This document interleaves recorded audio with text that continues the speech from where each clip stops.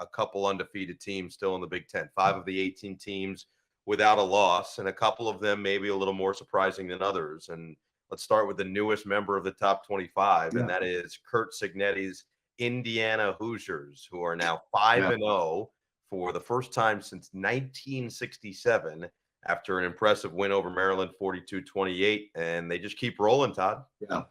Yeah, I mean, we got a chance to meet him, right, and meet their team and see their team against UCLA, and he just has such a magnetic personality, and he has just such an edge to him that I think is just they're feeling the effects of it, not just through the team, but I think through the entire campus at IU and through Bloomington. I mean, I think he has taken it by storm.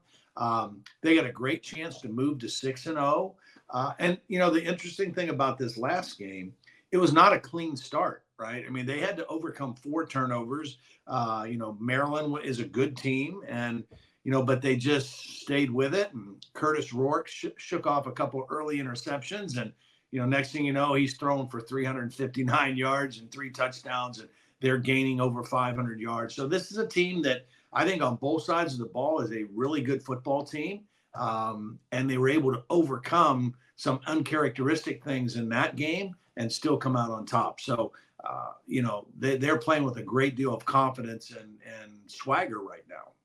Got some love from Indiana, somewhat alum, because I don't think he graduated, but Joe Buck gave him some love on Monday Night Football. Yeah. So you're starting to see the spirit of the Hoosiers spread around a little bit, and rightfully so with the way that they've played. The same could be said with Rutgers, and it wasn't necessarily a pretty game, but you don't necessarily expect that from Rutgers. But Friday night in New Jersey, Piscataway was rocking, and Rutgers just kind of survived down the stretch against Washington. It felt like the Huskies had a lot of opportunities to punch in some extra points, but give Rutgers credit, and despite the 3 missed field goals on the other side, they still deserved to win this game and move to 4-0.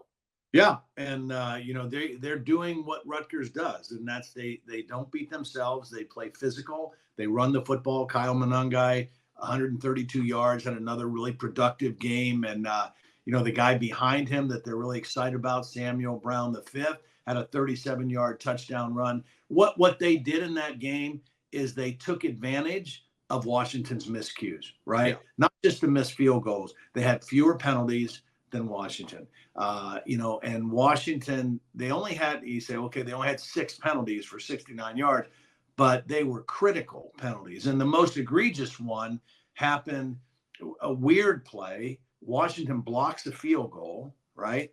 And as the ball's rolling around, a freshman on the sideline comes out to start to celebrate the blocked field goal before the ball's recovered right in front of the ref, illegal substitution penalty, gives Rutgers a first down, and the next play they score a touchdown. So, I mean, there were critical penalties, some penalties in the red zone.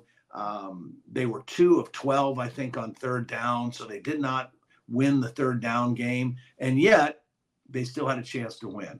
And so, and for Washington, and we'll talk more about them, that's 2 very close losses, this game and to Washington State, for basically the same reasons.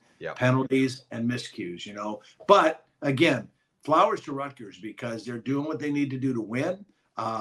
They're not ranked yet. If they can beat Nebraska in their next game, they will definitely be a ranked team the following week. So a tough challenge for them ahead.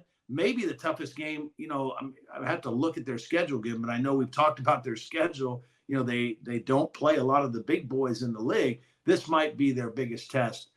Certainly to date, anyway. Going to Lincoln on Saturday, and we'll see if Greg Schiano and company can improve to 5-0. The other 3 remaining teams are all in the top 10 that are undefeated in the conference. Ohio State at number 3, Oregon's moved a couple spots up to number 6, Penn State moved a couple spots up to number 7, and all of them are exactly where we expected them to be heading into the season, and that is perfect to this point. Now, things are about to get tougher for all 3 teams in the next couple of weeks here, but it does feel like they're starting to gain momentum and improve over the last couple weeks in particular. Yeah, I think so. I think, with Ohio State, we were waiting for them to play a real team, or a team, in the same conference or of the same caliber. And they basically did to Michigan State what they've done to the MAC teams that they played before Right. that. They just dominated. They ran the football. They're a high level team that showed that on the road in East Lansing. Oregon, I think they are better than they were earlier in terms of they're more consistent. They still have not looked like necessarily a dominant team, maybe the way Ohio State has. And then Penn State, I thought that was their most complete game that they played all season. Offensively, they didn't throw it a lot. They grounded it out. They beat Brett Bielema's team playing a Brett Bielema style game, right? They dominated the line of scrimmage. And then their defense, which had been, we documented going into the game, they were kind of lacking the numbers of chaos type plays, the sacks and the tackles for loss and the takeaways, and all that happened in this game. So I thought it was their best game on both sides of the ball, and they clearly dominated the line of scrimmage.